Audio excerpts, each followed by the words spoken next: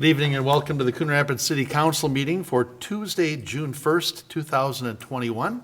If you could please rise and join us for the pledge. I pledge allegiance to the flag of the United States of America and to the republic for which it stands, one nation under God, indivisible, with liberty and justice for all.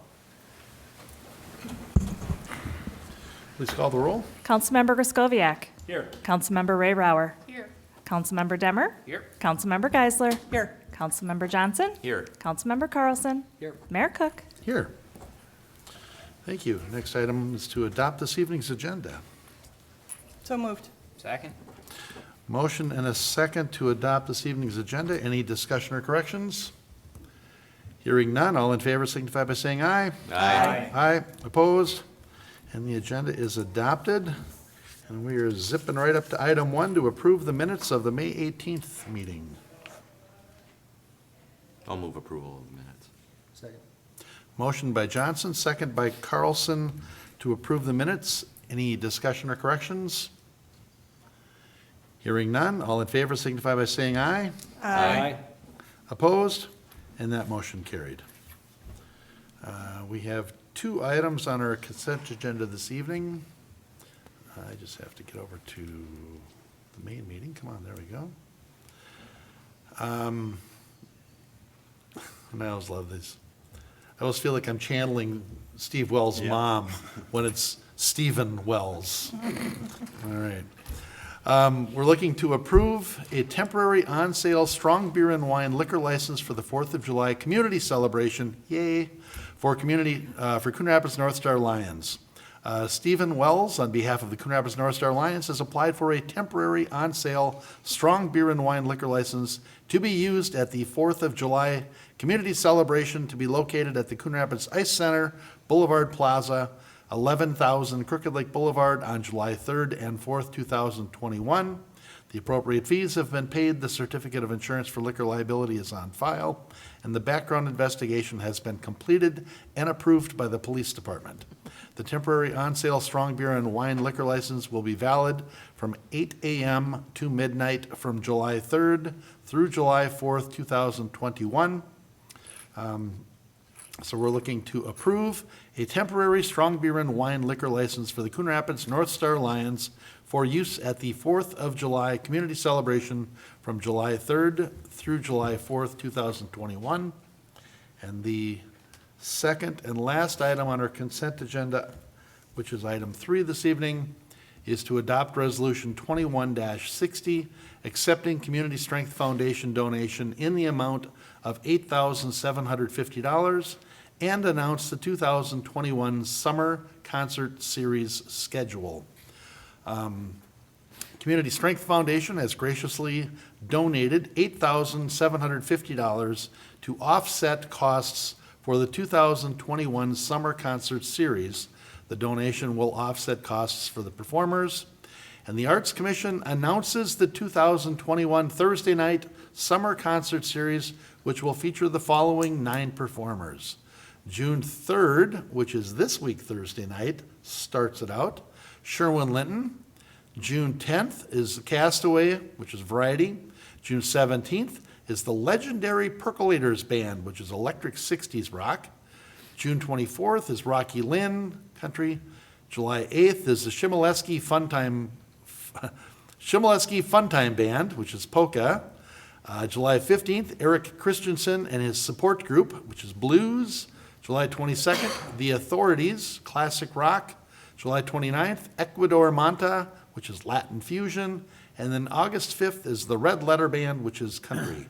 All performances begin at 7 p.m. at the Performance Pavilion at the Coon Rapids Dam Regional Park, and the concerts are offered at no charge to the community.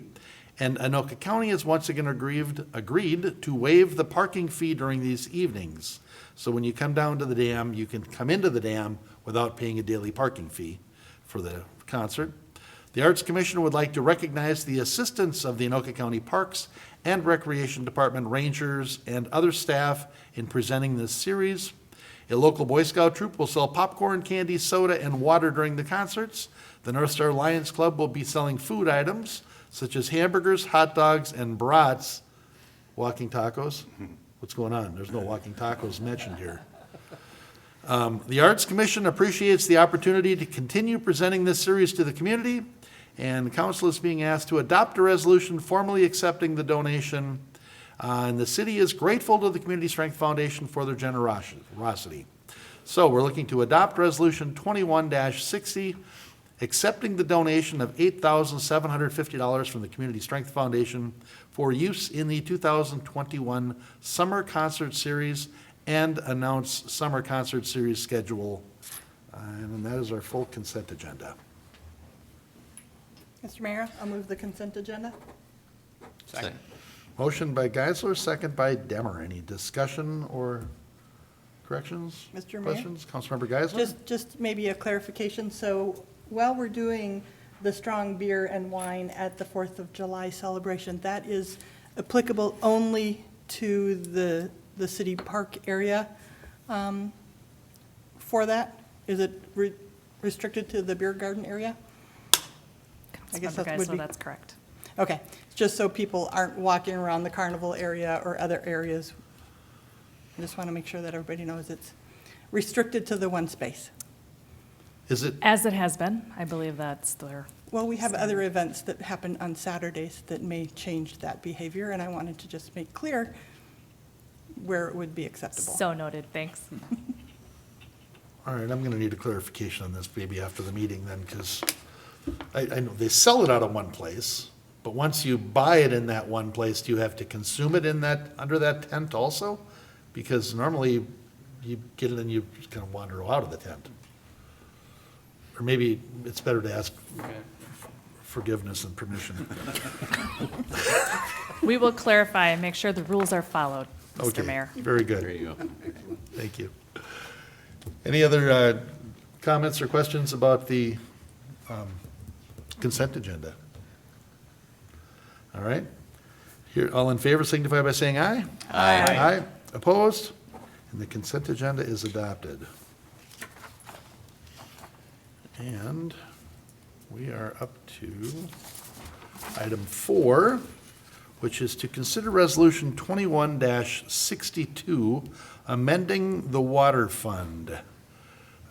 We're looking at a budget amendment for water meter upgrades and replacements.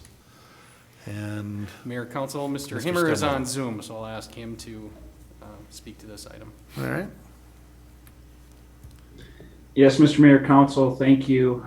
As we discussed at the preliminary budget hearing or work session a couple weeks ago, we've got some water meters that are reaching the end of their useful life here this year. And before we have expiring warranties, we'd really like to get these started. So with that, I'm happy to answer any more questions you have, but this is to get the project rolling. It will go over the next 4 years and replace about 15,000 meters.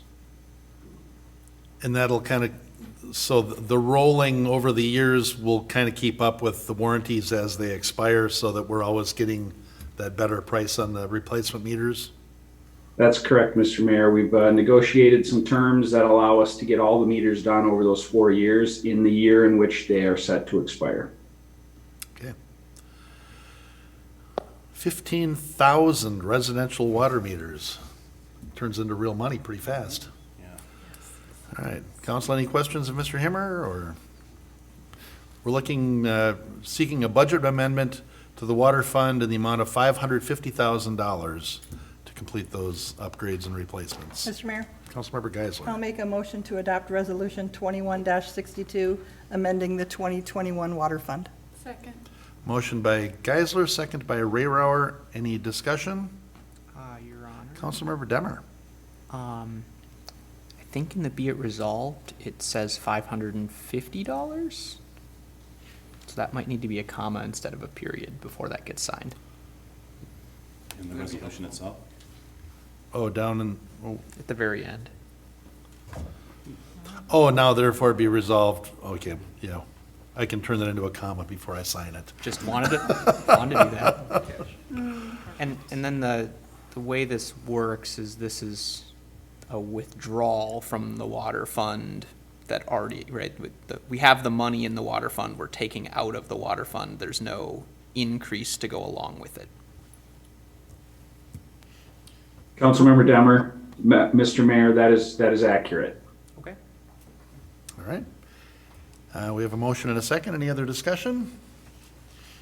Hearing none, all in favor signify by saying aye. Aye. Opposed? And that motion carries. Item 5 is to consider planning case 21-12, consider preliminary and final plat for Norberg Corner, 10203 Linnet Street, Noberg Homes. I'm trying to recall, did we already get the dog and pony show on this one? I've read it so many times, I've studied this plat so many times, I feel like I've already seen it.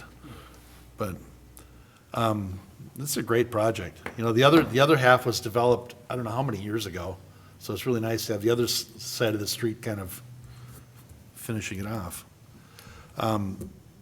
Mr. Harlicker, did you bring in a presentation for us? If you'd like.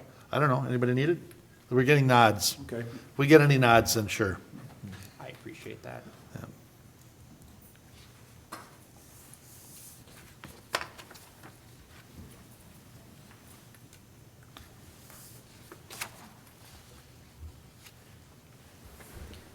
was pretty confused for about 5 minutes on this one, and I think I figured it out, but I just like to double check. Mayor and council members, this is a preliminary and final plat for Norberg Corners. It's at the intersection of 102nd Avenue and Linnet. It's highlighted here in with the blue. It's about 2.37 acres, and they're splitting it up into 5 lots. There is an existing house on this property, and that'll be on lot 1. Lots 2, 3, 4, and 5 will have new homes on them. The lots range in size from 29,000 to 13,000 square feet. The minimum lot size in this district, which is LDR2, is 10,800 square feet. And the lots do meet all the dimensional requirements of the zoning code. This is the grading plan. The trees in the front of the property here will be removed because of the grading needed to establish the housing pads. The trees in the back of these lots, primarily lots 4 and 5, will remain, as will patches of trees on lot 5. On this area here is a stormwater infiltration basin for yard runoff from the back of these lots. The front of the lots, the driveways will drain into the existing storm sewer system on 102nd. Park dedication, the amount of $2,000 per lot for the 5 lots. That's $10,000. And with that, staff is recommending the Planning Commission approve of the preliminary plat and approve resolution 21-61, granting final plat approval with the conditions that all engineering comments be addressed. Park dedication in the amount of $10,000 be paid prior to releasing the plat for recording. And the applicant verify proof of ownership of Outlot A Wooddale Estates prior to releasing the plat for recording. For reference, Outlot A is this strip right here along 102nd. That was platted as an outlot when the lots on the other side of 102nd were approved. That property did go tax forfeit, and the current owner of the property was able to acquire it through auction, and they're incorporating that into the plat to give them access to 102nd. Mr. Harlicker, is it because there's a site plan in here with a grading plan? I guess it's a grading plan. I don't recall seeing the building sites like that before, you know, the 4 50 by 55 or whatever those dimensional housing pads. I don't recall seeing those on any of our plats before. It's kind of hit and miss. Some of them do and some of them don't. Okay. Some of them have what they call a site plan for the plat. Others put it on the preliminary plat. Some put it on grading to kind of tie in the house locations with the proposed grading. I like it here because there's that drainage and utility easement, so it made clear where the houses are planned to go. Yeah. All right, anybody have any questions of Mr. Harlicker? One really minor one. I guess I kind of expected it to be $8,000 in park dedication because there already is one lot there, and we make it into 5 new lots. That's the. Councilmember Demmer, the reason it's for 5 lots, when this house was originally built and the lot constructed, there were no park dedication Got fees it. collected. Okay. And then, I'm sure there's no complaint here. It's just lot 5 is way bigger than the rest because of the ponding, right? There's just no way to fit anything else in, so that's what lot 5 ends up with. Correct. And the line between 4 and 5 is there because you gotta get access off the cul-de-sac, and you couldn't get Pardon? you couldn't get 4 bigger and 5 smaller and still have access off the cul-de-sac, and so everyone's just happy with that layout. That's, They could, but then you get the access across into the cul-de-sac there narrows up. yeah. Okay. All right, any other questions for Mr. Harlicker? All right. Your Honor. Councilmember Johnson?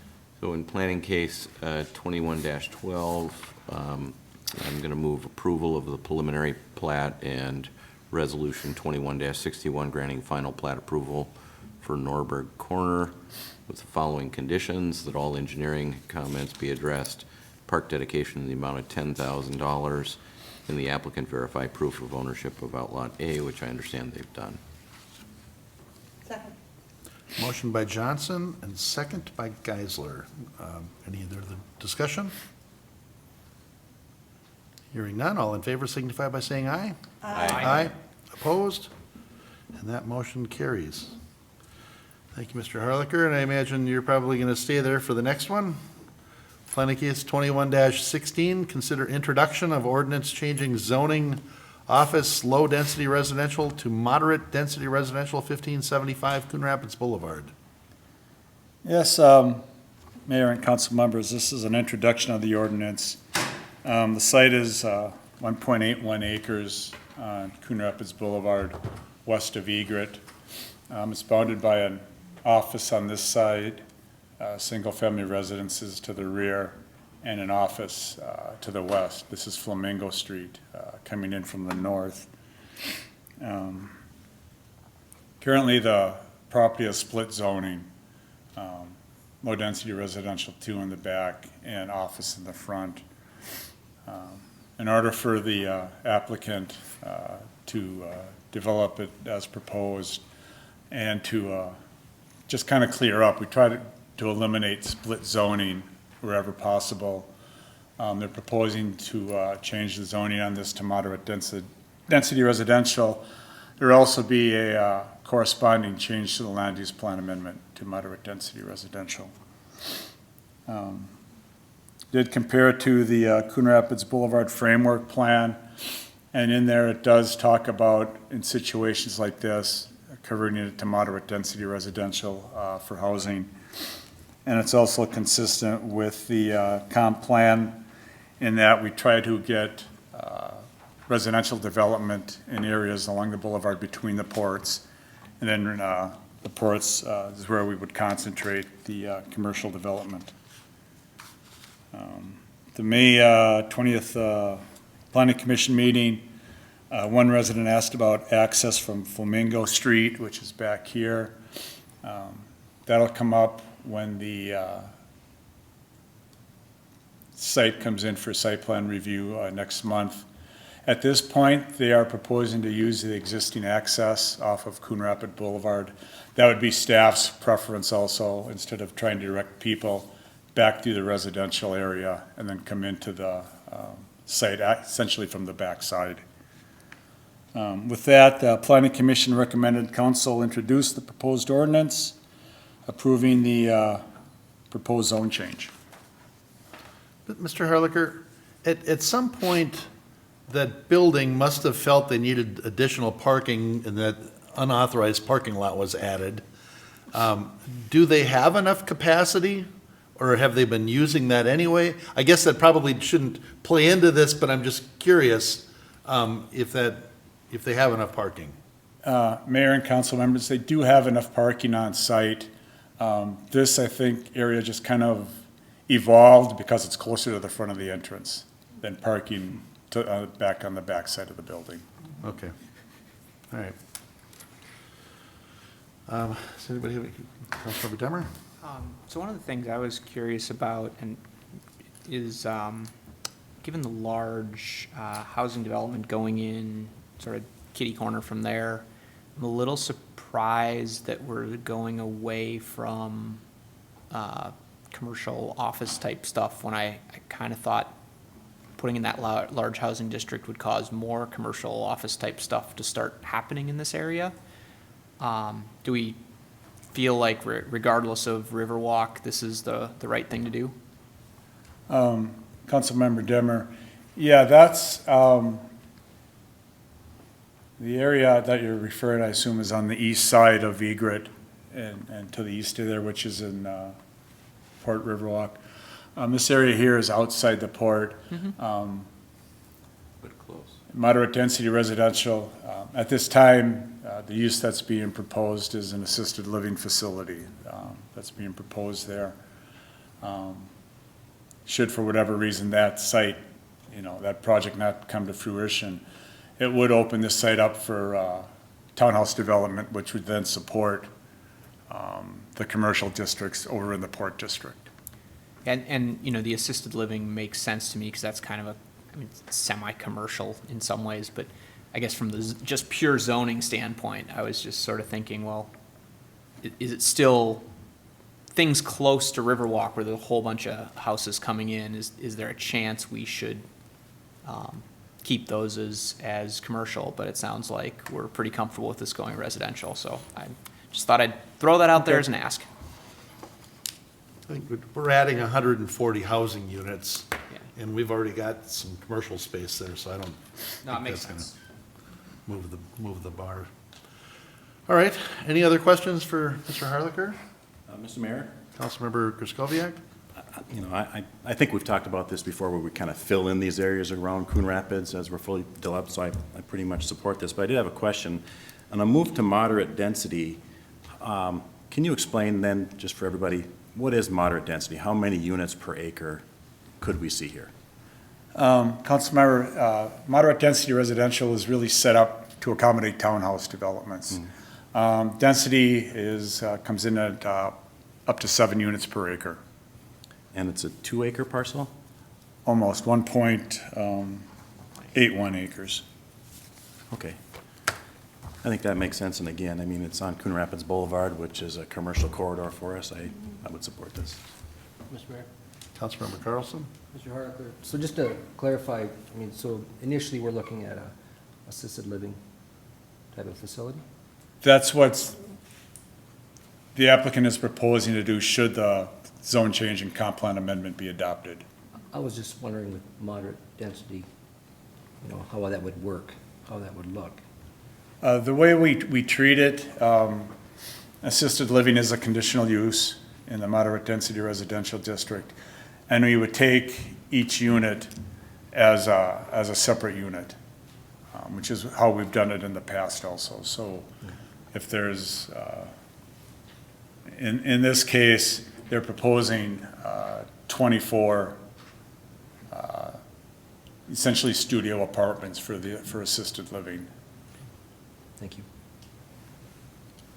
That Mr. math Harlicker, doesn't add up then. That doesn't add up. You No. just said it's 7 per acre. That would be a total of 14 in the. Well, it's because it's a conditional use permit, right? But we treat them the same. Oh, we don't.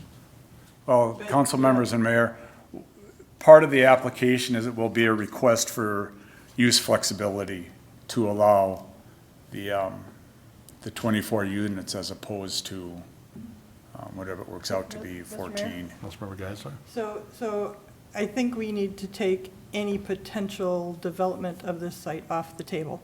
We can't even think about it. That can't be part of our consideration for doing any sort of rezoning. So we have to be looking at rezoning to say, is that the right zoning designation for this piece of property? Whether that's what it is today is half office half low-density residential. That truly doesn't make sense. So changing it to something that is a single set of zoning for that property does make sense. Our question is, does moderate density make sense for this parcel, regardless of what's going to go in at any future period of time? Because nothing is guaranteed. We can't condition our decision on zoning on a project coming in. Your Honor. That would be spot zoning. So to me, moderate density makes sense. It's a buffer between low-density residential and the office that exists there and a high-traffic corridor. You know, so I would support moving to moderate density. I think it was just a reasonable question, because they mentioned in your 24 units, and it just seemed to be, True, but- contradiction, but. Yeah, it's just that we shouldn't have even gone down that road. Well, you know, Councilmember Johnson. thank you, Your Honor. I don't know that you can not go down that road to a certain extent, because, you know, we've got the applicant's narrative as a part of our record here. I get it. So, I mean, you can't turn a blind eye to the record that's before us, but the reality is if you take that and set that aside, can you consider whether moderate density residential is appropriate? And we can talk about use flexibility down the road. Correct. If that's an application that's made. I mean, I support the change in zoning for reasons other, and in particular because it's split zoning right now, and this seems to make more sense. That an assisted living facility wants to come in here, I'm open to that concept, because we do have a new development that's come in, and frankly, I think there's some, you know, if somebody wants to be close to their elder family members or other people who need assisted living, you know, it might be a good connection. Whether or not we should ultimately deal with 24 or whatever the number is that ultimately gets proposed, I think we can cross that bridge at a later time. All right. Any other questions from Mr. Harlicker or comments? If not, then we will consider planning case 21-16 introduced, based on the 5 proposed, the reasons. However you need that introduced, Mr. Brody. That's all, I'm just introducing it. Thanks for covering for me. All right. That's all I got. Up to open mic. Is anybody here to address council for open mic this evening?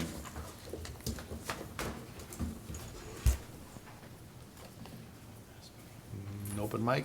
No? All right. I don't have any reports on previous open mics, and we are up to other business then.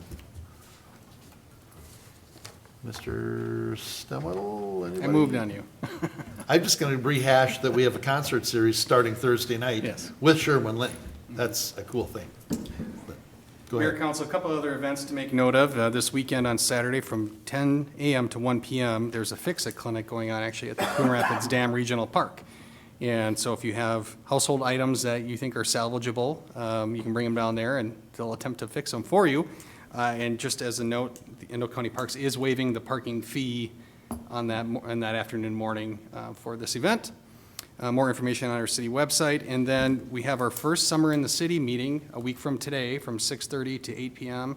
at Lions Coon Creek Park. So a park that was opened last year, but all events around it were postponed due to the pandemic, but we get to go back this year. Our traditional format for Summer in the City meetings will have, you know, police apparatus, fire apparatus, some public works equipment. We'll have a short presentation, ice cream, all sorts of things. Lots of tables with information not only on city offices, but some others as well. So we invite the public. You don't have to be from that neighborhood to attend that meeting or any of our Summer in the City meetings. We just tried to make them convenient and rotate them around the city as time goes on, so everybody gets an opportunity to join one.